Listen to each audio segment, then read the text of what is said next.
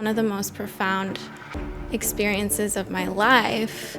And I'm watching people the entire duration of the sunset, photo, until there's no light anymore. It's almost like this animalistic behavior. Normal society now is to pose, take a photo, run around and look at this. Mm-hmm. If aliens were observing us, they would be like, this animal is interesting. And there was a point when I was using Instagram all the time that I literally felt like my soul was just splintered in a million different pieces. I would love to hear why you quit Instagram. I just came to this realization one time when I was making a post, like all these things just accumulated into one moment, and I had extreme clarity. The message that came through which felt like death, I felt like I was deleting myself.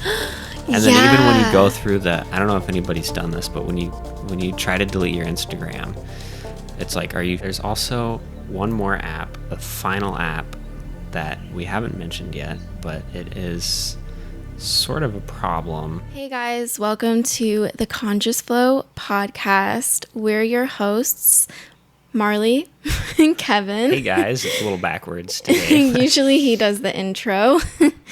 But yeah, today I feel like I have a lot I want to get real about.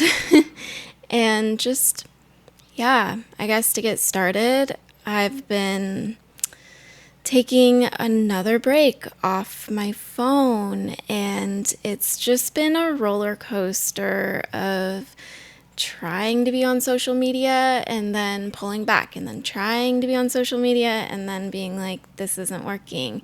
And to me, YouTube, obviously this is a social media platform, but I'm talking specifically about Instagram. And I feel like this is just a really good topic for us to go into. You just deleted the Instagram app, or actually you had me delete it because you didn't even want to go on your phone. So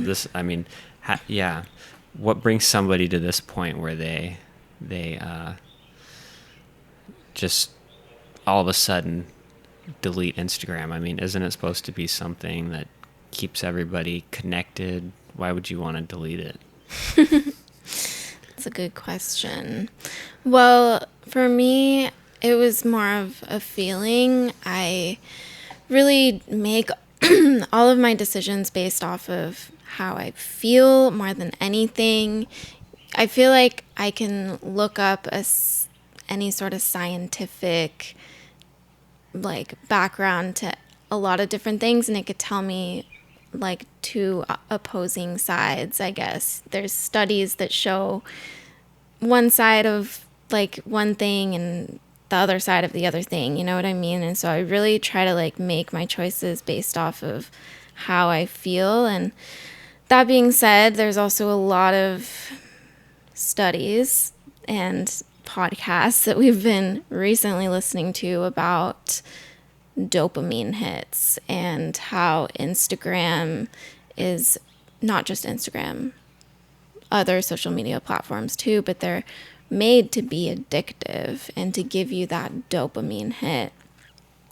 And so, I feel like we can go into that in a moment, but really what led me to drop off Instagram was just this my mental health started to just deteriorate. And it's crazy because I don't even scroll. I was just posting regularly on my Instagram, and then I started a Conscious Flow podcast Instagram and was just really enjoying making the videos, and it felt fun. And then maybe a week into it, I started to notice my mental health deteriorating, and again, all I was doing was creating content. I was barely looking at anyone else's content. And so I'm not really fully sure, and I think we can talk about all of this in a moment because I have some speculations.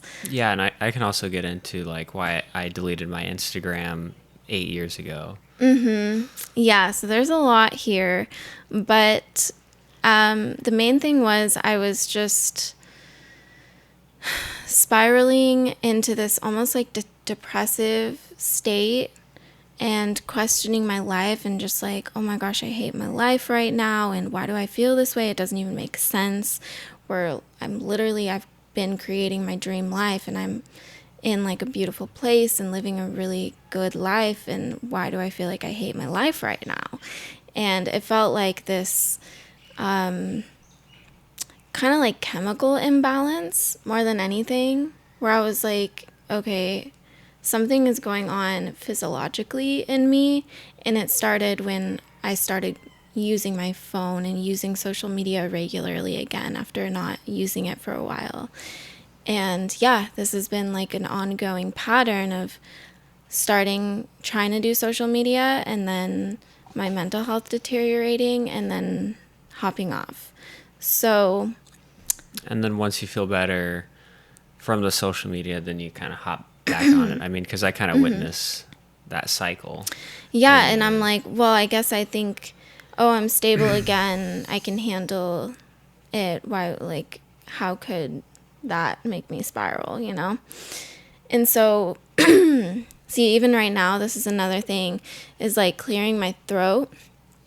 I think it's the EMFs, but it did require a lot more time on my screen, and it's caused like all this stuff in my throat to start to react, and it makes me choke on mucus, my breathing feeling shallow, all these things. And so I just want to talk about it because honestly, we just listened to a podcast where a woman was talking about phone addiction being like actually just addiction in general being a worldwide pandemic. But phone addiction, that's like not talked about. And I don't I realize phone addiction can sound, that's kind of like a big thing to say, and like a lot of people might be like, oh, I'm not addicted to my phone, but we go to the beach and we see people scrolling and like taking photos and not being present, and it's really, really intense. Yeah, like we should talk about the photo taking for a moment too, because and also with the phone addiction, like I think maybe some people do actually think that they might say like, oh yeah, I know, I scroll, I scroll too much, but whatever. It's not like demonized in a way of like it's a problem. They're just like, oh yeah, I'm on my phone too much, whatever. Well, yeah, and it's not too we're not trying to demonize it either, Yeah. but it's just maybe bringing more awareness to it and how it can potentially impact. Yeah. But your yeah, mental health. let's talk about the photo taking and just what have you witnessed with especially females and their phone behavior, Yeah, it's particularly around the hours of sunset. yeah, it's really crazy, especially when it's a really nice sunset and it's particularly spectacular. Which we've had some amazing sunsets because it's been, a lot of people might not know this, but it's been Lahaina noon was yesterday, which is when the sun is directly overhead. It happens. I gotta say this on the podcast. He's been telling everyone about this. Yeah. The sun passes over Hawaii directly overhead twice a year because Oahu sits 21 degrees north and the sun goes 23.5 degrees north, and it takes about a month and a half. The sun is actually further north than Hawaii, so it would be like if you were living south of the equator on the equinox. And so the sun passes over May 28th and then July 14th. And so this just recently happened. And the sun is really intense. It's as close to the sun as you can get. It's a really special moment. And we did a really cool solar alignment at the beach. What did we do? Well, we just held hands and talked about why we're grateful for the sun. And then we let the sun align our lives.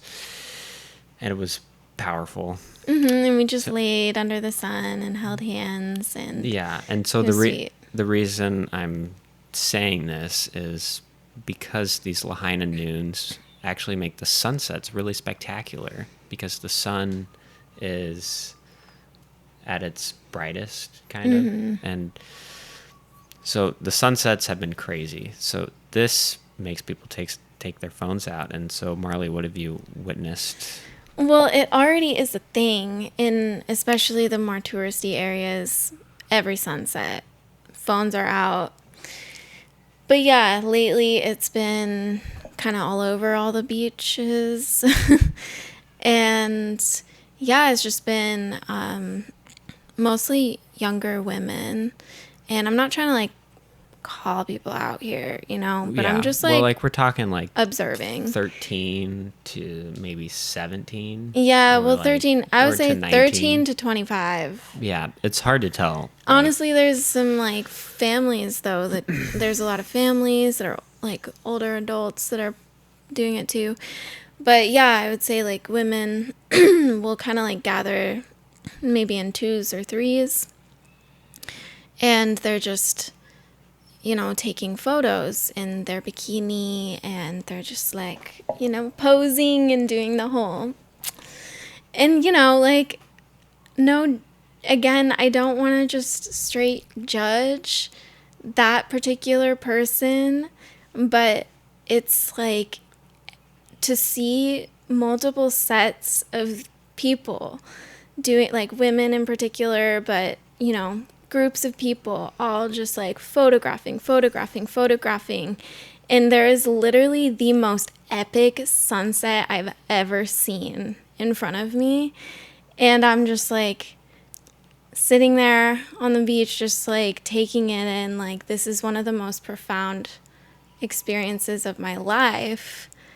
And I'm watching people, and they're just not just one photo, but like the entire duration of the sunset, photo, until there's no light anymore, and then they gather their things and they leave.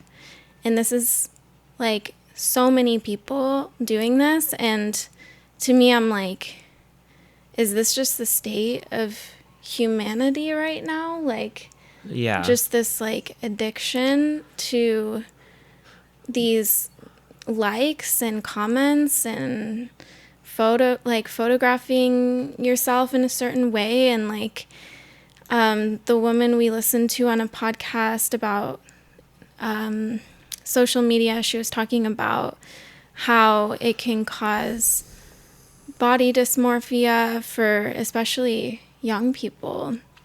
Especially with all the filters. Like, I remember when I Yeah. used Snapchat, the filters were crazy. Like, you could make yourself look like, your skin was perfect. Or Right. the Snapchat filters were really... I also deleted my Snapchat. I'll get into that later, too. But, yeah. So, I think... and, I mean, that was, like, affecting me as, like, a man. And so I would imagine, like, the way girls take their appearances a little more seriously. Yeah. And so I think filters like that would be even more effective. Oh, totally.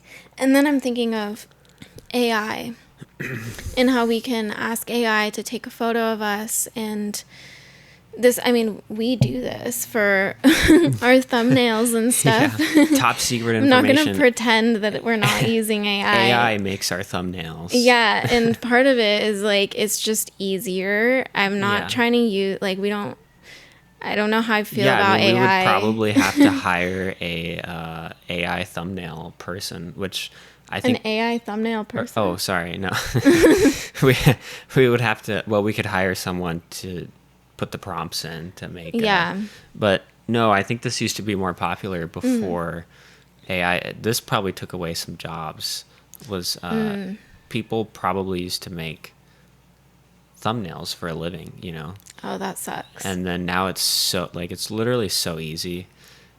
You should, just for fun, if you guys are not YouTubers, just tell ChatGPT or your preferred. Are you telling people to use AI right now? Well, just put a picture in and tell it to turn it into a really catchy YouTube thumbnail. Okay, it's And really creepy though because it alters your face slightly. Unless you are very clear, make the person in the image look exactly how they did in the photo, but they still sometimes don't get it and they alter it slightly. And a lot of times it's like a slightly more attractive version of you, or maybe it's a little slimmer, a little bit more beefy. Sorry, I'm gonna be clearing my throat a lot because I'm recovering from. I mean, yeah, we might phone normally cut that out, but because we're talking about like, well, we don't really cut out anything on this podcast. It's pretty much an hour solid, unedited. But this is good. This is like the health effects of EMFs and phones. Yeah, like I'm an example. Yeah. So yeah, the pictures are the AI can make you look whatever slimmer. Right. And I just feel like that I was experiencing that when I was trying to talk to AI and try to make it look better or whatever. I was starting to notice like in my mind's eye just almost like my perception of how I look getting distorted, and it was really messing with my head a little bit. And I'm like, whoa. And then I'm looking at my boyfriend and I'm seeing like the distorted versions of him, and I'm like, whoa, this is just weird. And so I guess I wonder like, yeah, like on a greater scale, like how, especially if your brain is developing, like how does that affect you on like your subconscious, and honestly anyone, if you're using these things all the time. And yeah. Well, and then just the behavior itself of just taking the pictures. Like the other day we had, a set of 3 girls on our left taking the sunset pictures, and then 3 girls on our right, separate groups, and then 2 other girls further down the beach on our left. Yeah, and they're all taking pictures of each other, rotating through, and then and we can't really hear them. They're just far enough away so that we can't hear them, but we can sort of like see them. Like they look at the phone, they kind of giggle, and then they run back into position. Oh my God. And then yeah. And then you noticed it's almost like this animalistic behavior of like if you watch animals behave a certain way, well, I think you were saying. Yeah, I mean, it reminded me of like, I was almost like, is this how humans behave in the wild now? Like, this is how we've been programmed to like just behave in like normal society now, is to like, pose, take a photo, run around, and like look at the like screen. If aliens were observing us, they would be like, "Whoa, this animal is interesting." Yeah, exactly. It's almost like you're wooing for attention or whatever, like whatever the reason is. That's what it is at the core of it. They're like getting a man's attention, kind of. Maybe. Like, through the photos. Yeah, I feel like there's different core reasons. There's also just the dopamine rush that you get from a like and from that attention, which we listened to, and we can link the podcast down below because I really like this podcast. Don't know the woman's name, but you can find it down below. But the woman being interviewed, she specialized in, I don't actually know what she specialized in, but she talked about dopamine and just how people she was talking about social media and how that's just one of many drugs of choice, basically. And that we're in this abundant society where there's so many ways that we can, I guess, seek out drugs to, I guess, in my opinion, avoid sitting with ourselves, just avoid being with ourselves. It's like I think humanity is kind of in a state of avoidance. But yeah, she was talking about these dopamine hits that we can get, and how specifically from social media,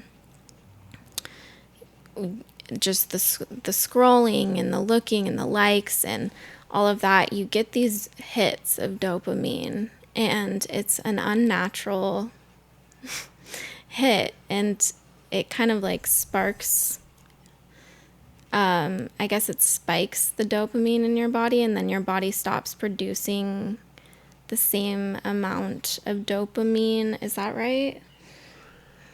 Well, yeah, once you reach a certain, if you're always getting the dopamine, then it takes more of the same thing. So it takes more scrolling, and so it's like your dose of dopamine has risen in order to feel that feel good. right. And then if you always have these dopamine hits, then it's like you might not even be able to feel dopamine anymore. Yeah. Right. Like you need a balance. And then you're just in a state of depression, I guess, or numbness. Yeah. Yeah, so that was really interesting to me and really hit home. I don't know what was causing me to feel, or what tends to cause me to feel this depressed state after just a week of daily posting on Instagram or something. But I also think it could have something to do with the phone itself could be producing dopamine. I don't know if it's like the colors on the screen, and I'm not really sure, because it's when I look at the screen that it seems to really stimulate. Well, we've tried a couple different screen settings. I mean, if you guys are looking at the just the normal phone screen without any editing or filtering over it, it's ruining your eyes. I mean, if you're looking at that bright white light, so there's like ways with the color filter settings that I mean, if you just look up a YouTube tutorial on how to put a blue light color filter, you can do it on your phone. We also tried black and white. We like the color tinting, Yeah, that one's the best. Tinting it like red. Yeah, so it's got this reddish tint to it. It's not so bright white, even on a low brightness setting. Yeah. So that is really good. We also tried black and white, which actually the white on that is still really bright. So, but I do think that the black and white is actually the best one to reduce dopamine, because if you think about it, when you're seeing all these colors, all these apps and everything, even your home screen is so colorful. So you open it up, and what does that do? That just those colors alone actually boost your dopamine, because the way we're programmed and the way we evolved is that like colorful fruits and berries were what we were looking for. And so when you see all those colors, it's like almost like food, the brightly colored food. Yeah. That's a really good point. I didn't think about that. Yeah, it's really interesting. I would love to hear why you quit Instagram. Yeah, so I quit Instagram 8 years ago, I think. Well, let's see. Well, probably, it might have been 9 years ago now. Basically, I just had, my personal account, and I think I had like 300 followers, just mainly, friends, pretty like close friends, And I would just, I'd go on a trip and I would post something, and then I'd post it out, and, just like everybody does. But what I noticed was, like, in my own behavior, I was like witnessing it. And through like witnessing my behavior and observing it and just being intuitive in my body, I just came to this realization one time when I was making a post, like any other day, I posted about, going somewhere cool and doing something fun, right? Like a lot of people post. Mm-hmm.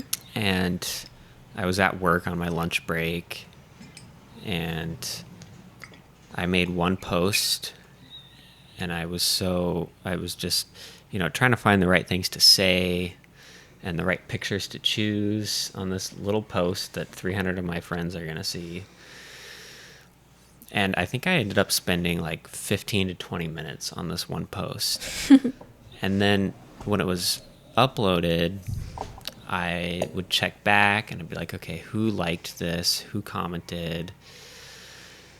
And then I was like, well, how much time am I spending on Instagram? So I opened up my phone. One of the apps on your phone will tell you how much screen time you're spending on each app.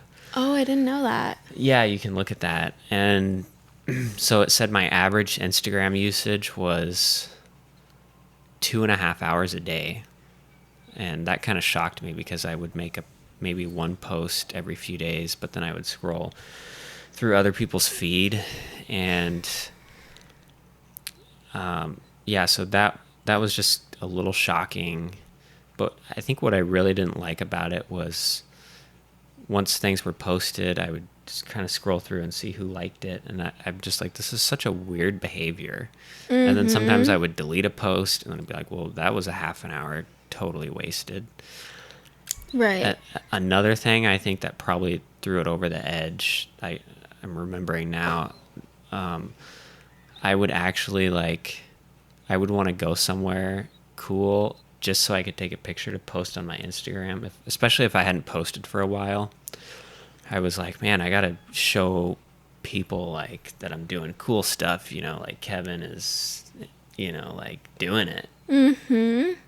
And so when I realized that I was going somewhere just to take an Instagram photo or for the Instagram story, I mean, I feel like there was other things along the lines, but all these things just accumulated into one moment, and I had extreme clarity.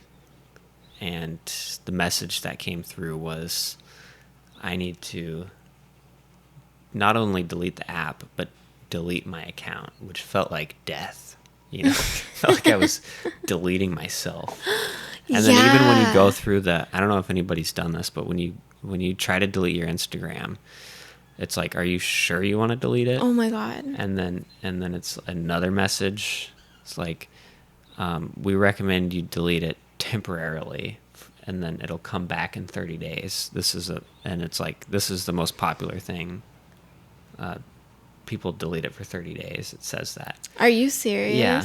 So it tries not to let you delete it. Whoa. Another thing too on the addiction part of it, Instagram actually does have, or Meta, the people that work on the app are people that helped design slot machines and casinos. This is a real thing. So why would you want to spend your time doing something that's designed by slot machine? Whoa. Yeah. Yeah. And there's a lot of people who are suing. That's what we just learned. Yeah, we've been hearing this. From multiple people. My naturopath yesterday was like, yeah, just so you know, there's countries that are suing Meta. Mm-hmm. And I don't even know what Meta is. Is that what is that? Is that the company that started Instagram or? Yeah. Yeah. Yeah, well, that's Mark Zuckerberg's company. Oh, Meta. Okay. Yeah. Okay. So, yeah, and there's ways that you can change the app so it's not addictive, but they're not doing that, and it's showing there's evidence that it's causing harm to children.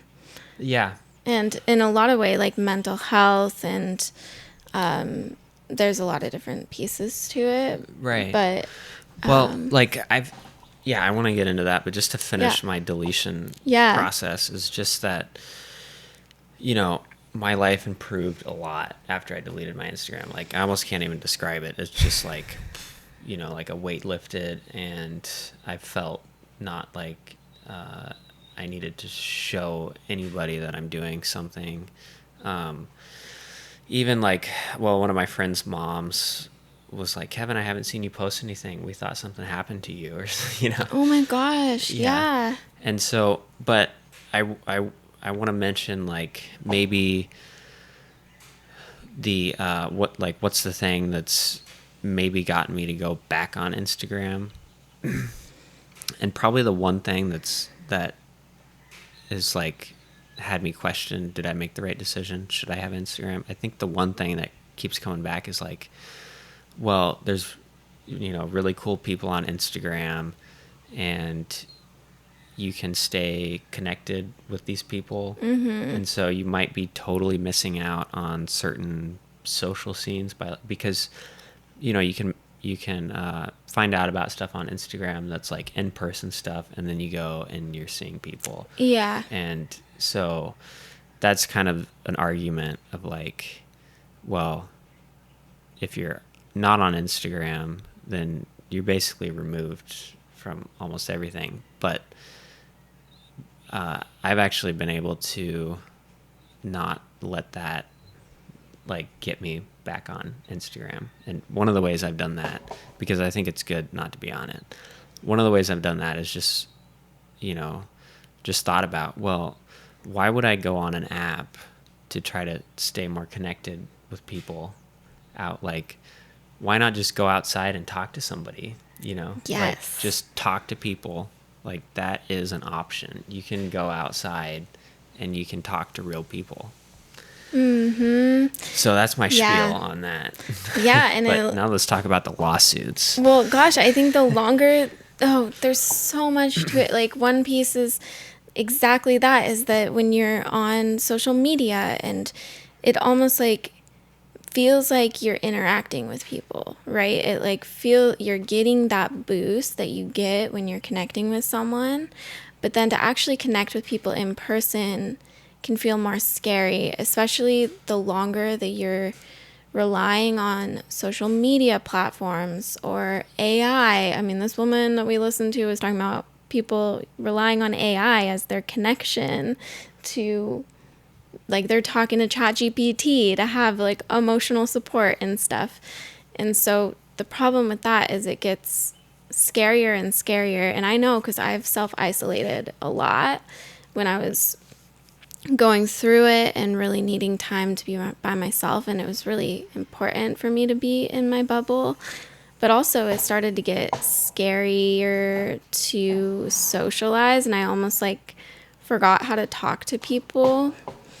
And so, yeah, I guess I just feel like that's one piece, is that it's when you, I don't know, when you're on social media all the time, it's like you think that you're connecting with people, but you're really not having that same like organic connection that actually creates like positive dopamine boosts. Like, what you should be scared about is missing an opportunity to talk to a real person while you're otherwise on Instagram, maybe. Yeah. And I guess the other thing, gosh, there was so much you said there that was so good. You did such a good job. It's funny that you were saying it felt like death when you deleted your account, because I actually still have my Instagram account from high school. I don't even go on it, but I still have it because I just can't delete it. Why can't I delete it? Because it feels like killing a part of myself. Yeah, I mean, the whole thing with, like, I remember when MySpace came out, you know, when I was like 10, when I created my profile, it's not even like, I don't even think the problem is, well,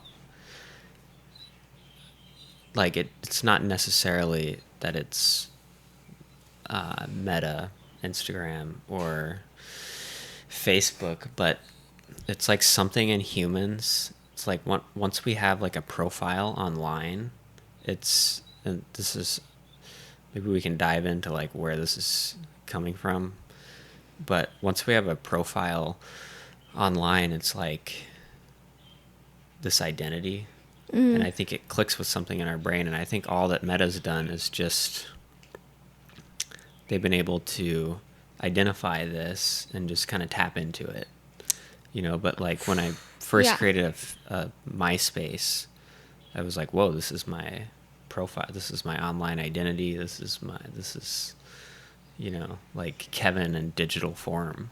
Okay, if we want to get cosmic here, I've had visions of social media being like we're uploading part of our souls onto another dimension, this like AI synthetic dimension, okay? And it's almost like the more that you feed it and the more that you tap into it, the more that your soul can splinter, because it's like your energy's being sucked into this thing and you're feeding this endless void. That's what social media is right now, because that's how it's programmed, is it's this endless void where you can just scroll, feed, and your energy's just being like sucked. And I see it as people's souls are in their phones. They're like on a different plane and they're not in their bodies. And that can cause so many problems. Right. Is just that like, from an energetic perspective of like you're upgrading your soul up here. And I'm speaking from experience. And this is why every time I try to go on Instagram or go on social media, I feel like I'm uploading my soul. I don't know why YouTube feels different. We can talk about that. But anyway, I'm speaking about Instagram in particular, but when I upload something or post something, it feels like I'm putting myself, like part of myself, in this dimension, and it just starts to feel like I'm fragmenting. And there was a point when I was using Instagram all the time that I literally felt like my soul was just splintered in a million different pieces. And when I stepped back and like took a break from Instagram, I felt like I was able to pull all those pieces back to me, and I felt more grounded than I ever had. I felt more at peace than I ever had. I wasn't worried about what other people thought of me. That's something that I've been experiencing with being on social media again this past week, was this almost like weight of anxiety of like, I don't even know where it's coming from. It's just this like anxiety of, oh, well, are people going to like my post, or are people going to comment? And if people don't like it, then was that stupid to say that? And like, whoa, like when you're talking to someone face to face, you get that immediate response too. You can tell if it vibes with someone, and it's not like you're waiting for this. Well, you're also, once you're within 6 feet of somebody, you're interacting with their nervous system. And in their auric field. Yeah, and so on social media, you can see like all of like how they respond to you just based off of their facial, their body language. It's really, and so on social media, it's like, what am I gonna get? And I can feel judgment. I mean, I'm really sensitive to other people's feelings and other people's thoughts. I can like feel it. And so I guess I just think of that on just how does that affect someone who maybe isn't so aware of those feelings, but it's almost like I think everyone is affected by that on some level. Some people may be able to be on social media and not get fragmented because they're able to just post, drop off, not worry about it. I don't know. But for me, like, I'm not sure why I don't have that. Yeah, I'm almost thinking of your friend Jordan L. that we interviewed. It seems like she's not fragmented by, she's got like 7,000 followers and she posts pretty consistently. And she doesn't seem fragmented by it. So why do you think some people would be and others? Well, I think some people are here to literally like rip the matrix in half from the inside out, Yeah. And I think she's one of those people who is like here to like work from the inside and like be on the meta and like rip the matrix in half and be her full self, and like she's able to be that, whereas for me I felt like that wasn't like my role. Maybe it doesn't mean that like anyone's better or worse, but like I felt like whenever I go on Instagram in particular, I feel like I can't be my full self, and it just feels like I'm just getting ripped apart by the grid. It's just too much. I'm not really sure why, but I think maybe it has to do with what my gifts are versus her gifts. She has like very fiery energy. She's just like, you know, breaks the energy apart, whereas I feel like I reflect the energy. Yeah. My energy is like kind of, I mean, I think of it as like water, where I'll like amplify the energy of people around me just by being in their presence, because I know that that's like my soul gift. And so that's what happens when I'm like on social media. It's like my energy is just I guess reflecting back into the grid what's happening on it. Does that make sense? Yeah, so what Jordanelle's not reflecting, No, I think she has a different like soul. It's like we all have different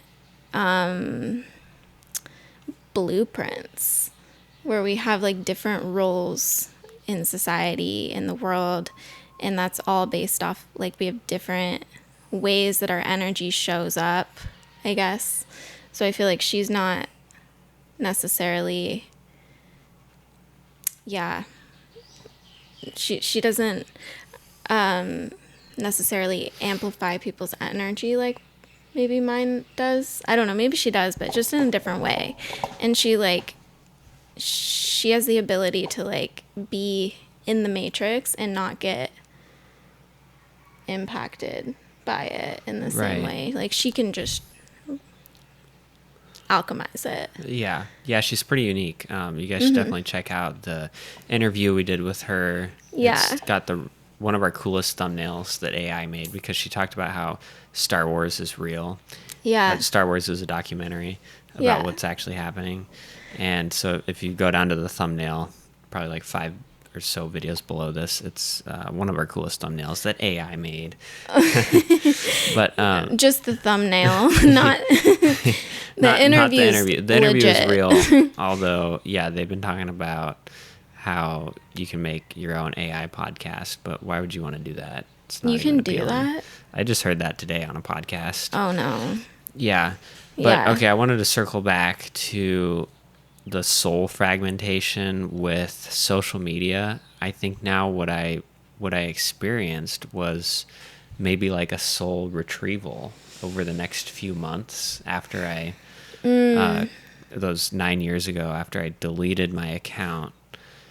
I think I felt like, now that I'm thinking about it, I hadn't really thought about this before, but it was almost like the feeling of maybe coming back into my body, and so that could be the soul fragmentation coming back in.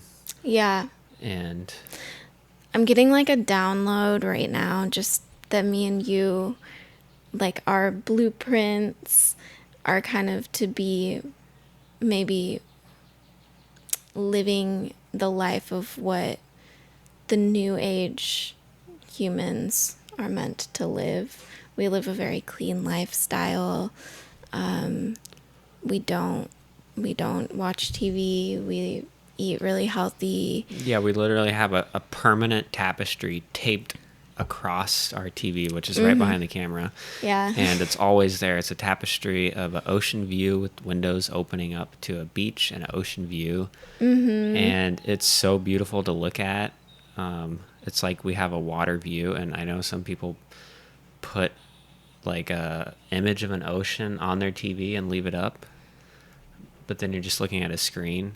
I mean, like, this is one of the best things you can do, like today, is to buy a tapestry on Amazon and put it over your TV. And just use your TV as, you know, what do you call it? And the frame. For the tapestry. If you Yeah. have like we have a 70-inch TV, never turned it on. Yeah. Yeah. Yeah. So I feel like that's when I'm thinking about like what our role Well, is. and the reason we have a TV is because we're renting a furnished Oh yeah, studio. it's not like we bought a TV. Yeah, it was already here. Yeah. Yeah. Yeah. Yeah. So anyway, I feel like that's kind of our role, and that's why I think I'm so sensitive, and I'm like, oh, I can't be on this platform, and I can't do that. But I do think. Oh, right. Well, let's talk about YouTube. Yeah, let's talk about YouTube. Why are we on this platform? So yeah, something about YouTube is different. It's not so much like a social thing. Like it doesn't pull in your energy. It doesn't feel. Oh, that was something. Sorry, just to go back to Yeah. Instagram, was this like almost like I have to post? I felt this suck of like, Yeah. gotta post or I'm gonna, like, people are relying on me now to post. This weird of feeling of like, I gotta keep going. And it felt like this suck of come back and post. Yeah. And so, Also, yeah. yeah. Also, just the long form. Like I love watching, 40-minute YouTube videos. Yeah. Like our favorite channel is Yes Theory. We love their videos. We're not really going on it to. I mean, yes, they have shorts, and those can be a little bit addictive. I mean, we post shorts. I think ideally. I think what we want to do is just post an hour-long video like we're doing right now, and have it like one camera angle, and it's not very stimulating, and we're actually encouraging you not to even look at the screen right now because we're making the video so boring. Right. Yeah. So like I hope you're just listening to this. You do not have to watch the screen. Right. I usually when I'm watching a podcast, I'll like look at the people talking, and then I'll for 5 seconds, and then I'll put it down. So I think a lot of people have just already put the screen down and are just listening.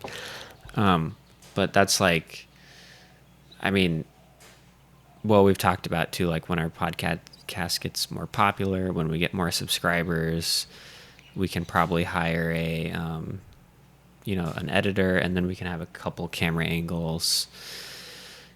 But, I mean, just doing like the long form, hour-long video, pretty much unedited. It's not stimulating. And that's like, we don't even necessarily want to make shorts, but we kind of have to because that's how the podcast grows. So it's sort of like, I don't know, we're kind of feeling into that. Yeah. Yeah. And I mean, we're also on Spotify. So for those of you listening on Spotify, we thank you for being here too. But yeah, it's just feels a lot more regulating, and you do a lot of the online stuff because I'm learning that it's a lot for me, and yeah, and so I appreciate that. He does a lot of the editing, and well, you I mean, do it's all pretty the easy. editing. All I do is Yeah. just align the video with the audio, and boom. Right, There we go. and then you make like the intro, and Yeah. it's pretty quick. Yeah, yeah. So I mean, we don't edit like crazy, and honestly, we just want this to be real, and this is us, and this is. We're interviewing people in our community that we think are inspiring, and that it's an opportunity for us to have really cool conversations with people and create this really intentional environment to learn about our friends and people in our community. And I feel like it's created this closer or deeper understanding of the people around us just by having these conversations, and then we get to share it, and it feels really special, and they have something they can share with their friends and family to help them understand, or their clients, or whatever it is, whoever they want to share it with. But yeah, and so it kind of just feels like this platform and this, I guess, this podcast is a really good space for us to be ourselves and also bring people on and share their truths. Yeah. I mean, yeah, just last week we interviewed our big wave surfer friend who was really incredible. We got to talk to him for an hour, and we normally wouldn't have had the chance to do that because he's pretty busy. Yeah. And so he just came on our podcast and he told us about his mindset behind surfing 50-foot waves. And like, we love listening to surfing podcasts, and it was really cool to be able to ask like the questions that when you're listening to a podcast, you can't ask any questions because you're just listening. But when you are the podcast and you hear something, you can be like, well, wait, like how does your brain work to get to the point of surfing beginner waves to the big waves, And then he told us this, how his brain gets used to it over time and this and that. And it was really cool to have like a really present conversation. So, I mean, yeah, it is digital and we are uploading this, but we're trying to do it in a more intentional way. Yeah, in a way that's not contributing to this addictive, endless void, and that's sucking our energies. It feels like we're actually getting boosted from it. And we listen to podcasts all the time, as you can probably tell, because we're telling you guys what podcasts we listen to. And this one was epic, and we're going to link it down below. And, and so it's just podcasts, I feel like, are just a lot more regulating, and there's so much wisdom that you can learn from listening to other people's perspectives. And yeah, it's just really a lot, I guess, a lot easier to digest. And doesn't feel overstimulating and trying to grab your attention. And the only thing that's trying to grab your attention is the thumbnail and maybe the intro. And you got to do that here. Like, that's how we get people to listen. And I guess that's just how it works. Yeah, like you kind of have to play the game. You kind of have to play the game. Yeah. And then hopefully you guys just enjoy listening, and but it's definitely a game that you have to play. And before, I was trying to make all the thumbnails. I was like custom making them in Canva and like putting them together, and they just looked kind of like a child did it. And I would love to say that everything is made, by us, but we got AI to start helping us with our thumbnails, and it's just made it a lot more attention grabbing. And now you guys know the behind the scenes of the Conscious Flow podcast. Now you know behind the scenes in our thought process. But yeah, overall, this feels a lot better, and I'm really happy to be on YouTube, and I feel like it's it works for our nervous systems. So and Spotify. I'm Spotify is like barely even on my radar. I'm like, this is like not even social media. I mean, it kind of is. Obviously, you can comment, but it's like nobody cares about a Spotify comment. Oh, really? Yeah, maybe not. I don't know. I mean, if we got one, we would probably read it because you might be the only one. I don't know. Yeah. But yeah, I guess like moving forward now, like what is your plan with social media? And That's like, a great question. Are you gonna keep your Instagram deleted, or like, are we gonna keep going on the Conscious Flow Instagram because we can collaborate with other people? I mean, this is like the dilemma of Like just now we had to, I was just before the podcast, I was texting last week's guest, and he was like, "Hey, I don't like the thumbnail. I look like a chipmunk or something." Yeah. I look like a small chipmunk. Whatever. Sorry, AI made you look weird. Sorry, David. And it was AI. we had just deleted her Instagram, and then he's like, "Can you change the thumbnail on the Instagram post that you made about me?" So we had to re-download it. I redid the thumbnail. He looks fantastic. He's muscular. Yeah. Yeah.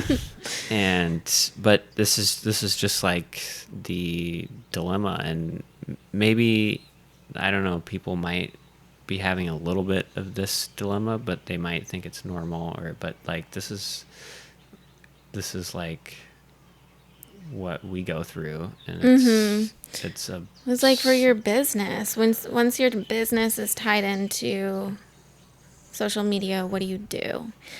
And I feel like in this case, yeah, we'd like Conscious Flow to turn into a business. I mean, we're selling Kangen Water ionizers. That's one of the things, because it's like the best water in the world to drink. And we're going to talk more about that eventually. But yeah, we'll link it down below where you can learn more about this medical grade water. Yeah, we're distributors for like the best water machine, medical grade, made in Japan. And we're lucky enough to have one ourselves and be distributors. Yeah, and I want to, I guess, share things. I don't know. I want to like inspire people to live a clean, healthy life that feels good and regulating. So anyway, the point is, back to your question, are we going to keep doing Instagram? That's such a big question. I've been going back and forth and back and forth. I think the thing is if I did do it, I wouldn't do it based off the Instagram algorithm, and I would just do, like, as we have a guest, if they're on Instagram.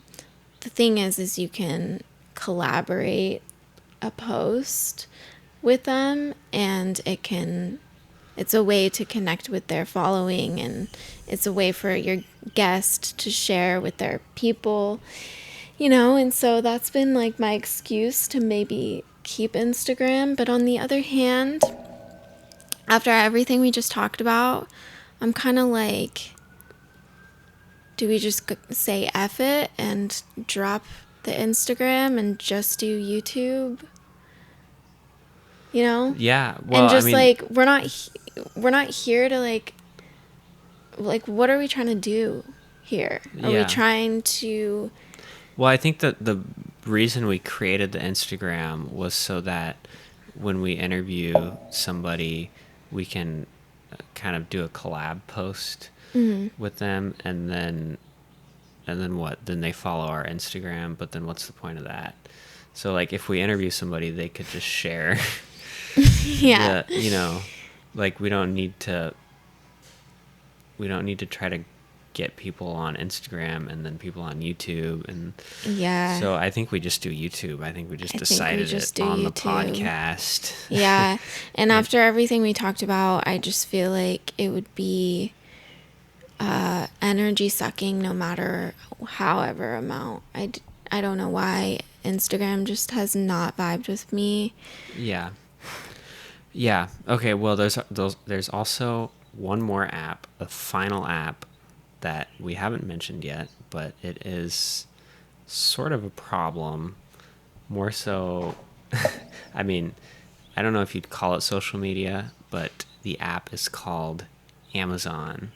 Oh. And Marley is on Amazon. She has a product on Amazon. Wait a second.